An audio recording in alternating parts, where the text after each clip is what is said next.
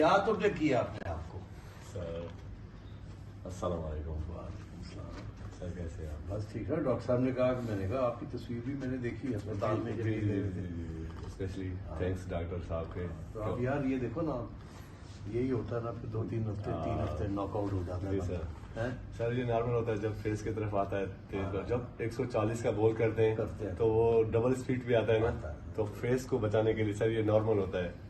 پر سر اس Pinky finger کو توڑ کے پھر چلی گئی.